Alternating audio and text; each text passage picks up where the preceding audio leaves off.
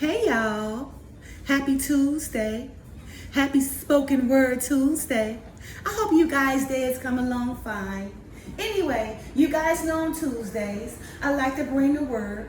And earlier, I read my short from the field portion, chapter 49, verse 13. One of the final texts of Christ reads as follows. And he cried unto the Father, saying, "O my Father, how is it that thou canst suffer such wickedness of thy children? Behold, they are taught to believe that by their money they shall buy their salvation and assure a place in thy kingdom because of the things of the world that they believe they give unto thee as tithes and offerings." You guys, because of this, Christ pleaded to the Father on behalf of the members of the church, because the wicked leaders of the church taught the children that they could assure themselves a place in the holy kingdom by giving the leaders worldly things such as tithes and offerings. You guys, churches these days convince their members to believe that if they give their money to the church, then they should secure themselves a place in the holy kingdom through the worldly things that the leaders of the churches pressure the members to give, such as tithes and offerings. All right, you guys. So today I'll be reading out of chapter 49 of the sealed portion. And of course, you guys know I always like to read the header, so you guys know what this chapter consists of. Chapter 49, header reads as follows.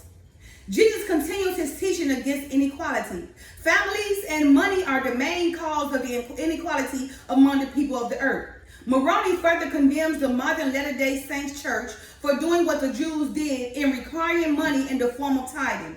He also condemns them for making statues of him that are placed on the Latter-day Saints temples. The words of King Benjamin are used as an example. Verse 1. And now Jesus taught many things unto his disciples concerning the equality of the children of God. And the cause of this inequality among the people was due to their division into families, and also because of the riches that some had over another. And Jesus commanded against riches because he knew that when one had more than another, then he who had more cared little for the way in which he received his riches, nor did he care for those who had less than himself. And Jesus taught the people that the leaders of the church were wealthy men who enjoyed the things of the world and the associations they had with those in power outside of the church, even the politicians and the leaders of the governments under which the church was subjected according to the laws of the land. And the only income that came into the church came by way of the tithes and offerings that the people gave unto the church as they were commanded by their leaders. So the same thing you guys happening today. You know, the leaders basically pressuring the members to get them tithes and offering, right? Make them believe that through their tithes and offerings, they would assure themselves, a place in the holy kingdom, right? Not so. All right, verse 5. And the Jews who were rich were prideful in that which they gave unto the church, because they gave much more than the poor, thus justifying themselves in their wickedness, believing that because of the abundance of which they gave unto the church, they were more blessed than the poor, who gave little or nothing at all. And we saw this in the gospel, when the Messiah was walking, in his flesh. And a poor lady, she was giving up all the money she saved up, and she was so poor, right? But the rich people, they felt like they was blessed more because they was rich and give them more in abundance, right? Looked at the poor lady like, oh no, she's going to hell because she can't afford to pay the Father or pay the leaders these tithes and offerings who should guarantee us a place in the holy kingdom. Verse 6. And now I have given unto you a brief account of Jacob, the father of Mary, who was assigned to the church to sell those animals to the people that came up to the temple to worship and make sacrifice unto God according to the law of Moses. Now he's talking about the time, when the Messiah was zeal, for the Father's place, right? His sacred holy temple. When he went in there and it was like money changers, selling stuff and everything, and selling the animals, and he came, with anger, holy anger, and he flipped everything up, and then he let the doves free, and like, oh, don't sell none in my Father's house. My Father's house is a sacred prayer temple. This was referred to.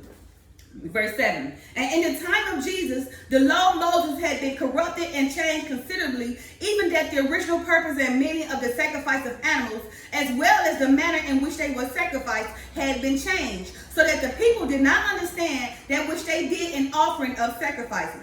But the people did those things according to their traditions, that they might fulfill the requirements of salvation as they had been taught to believe by their leaders.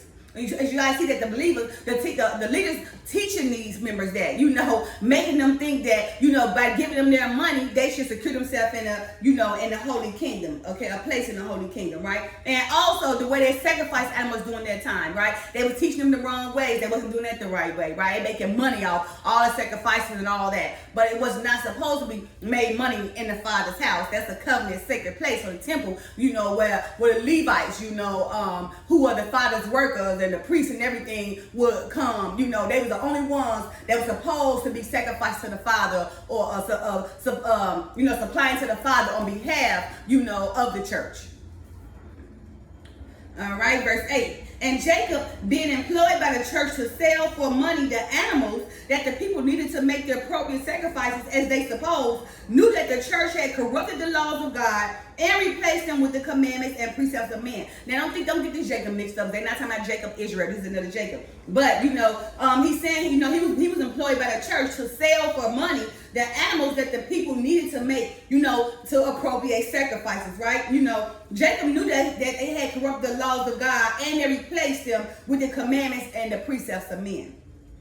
And because he knew these things, he could not sell the animals that he had raised by the command of the church, and who had set the price for them, to those who were poor and could not afford to pay for that which they needed to participate in what they believed to be the ordinance of their salvation.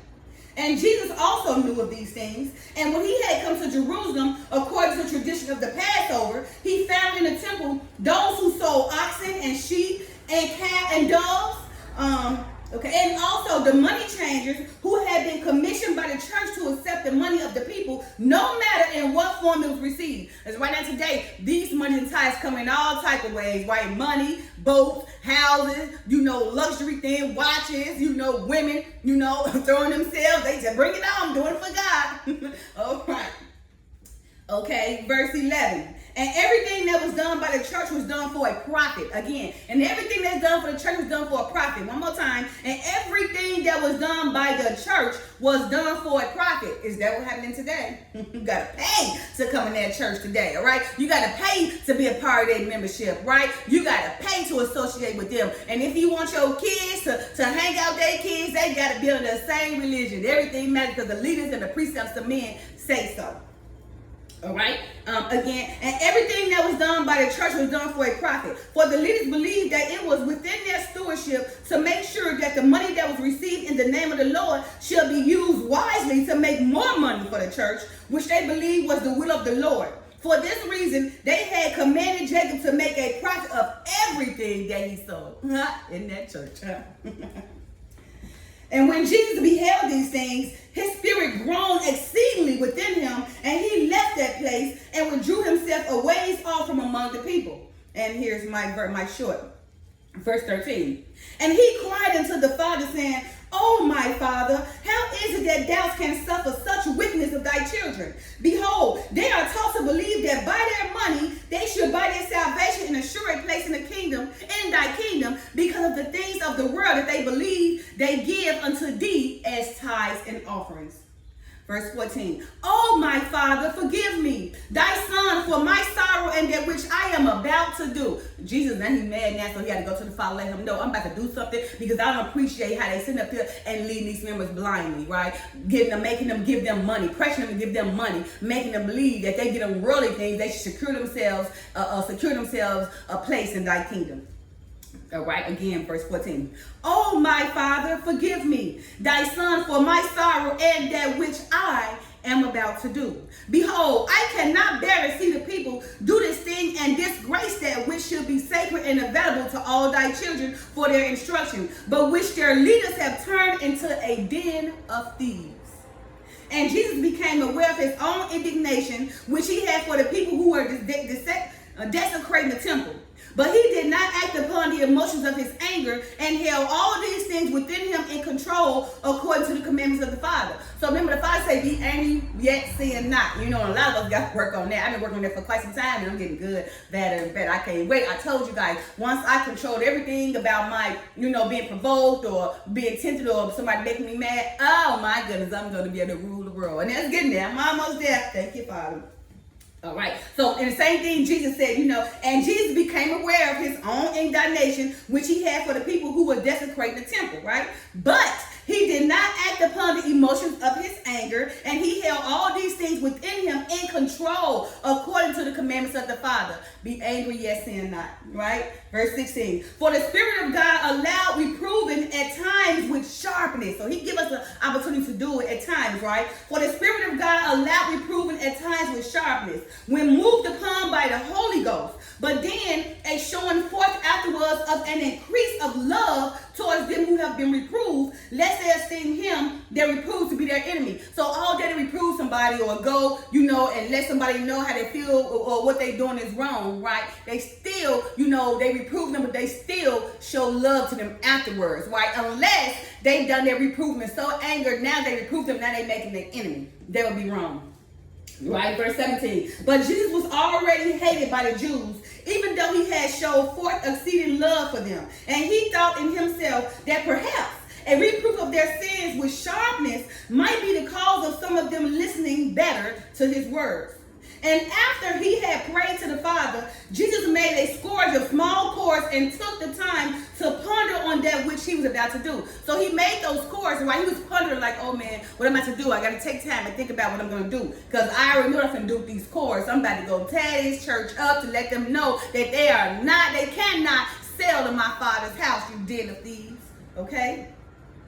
All right, verse 19. And with the whip that he had made, he drove them all out of the temple with the sheep and the oxen, and poured out the money of the changes and overthrew their tables. And he could not drive out the doves that were in the cages, but had compassion on them in their state of captivity, and did not overturn them, but commanded those who sold them, saying, take these things hence. Make not the house of my Father's house of merchandise. So they made the Father's house of merchandise, right? Doves, animals, and everything. But what did the Messiah do? He took that string of cords, tied to the oxen and everything, the sheep, and he drew it over through the tables. But he didn't drive out the doves that was in cages. He had compassion on them. He had them to release them, right?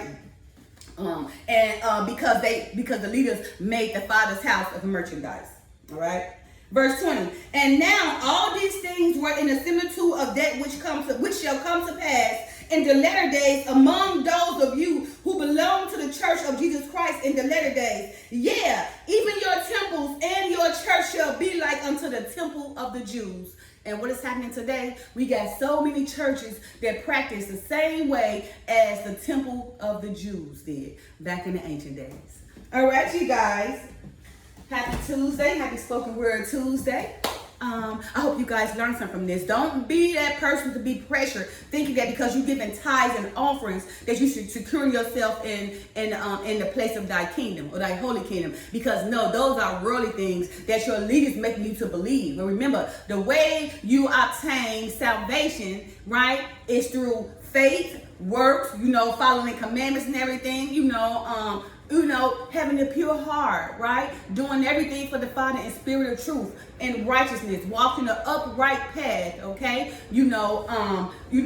Edifying people, teaching them what they should be, right? Going out there, to save the lost sheep. The most important part, charity, giving charity. And the most important commandments, love thy Father, and love yourself as you would love your neighbor. Or love your Father with all your mind, heart, soul, and everything. And love your neighbor as you would love yourself. Everything following these two commandments, and if you go by these two commandments, then you have to worry about being sinful to one another, because the love will conquer it all. Happy Tuesday. Love you guys. Peace. Bye now.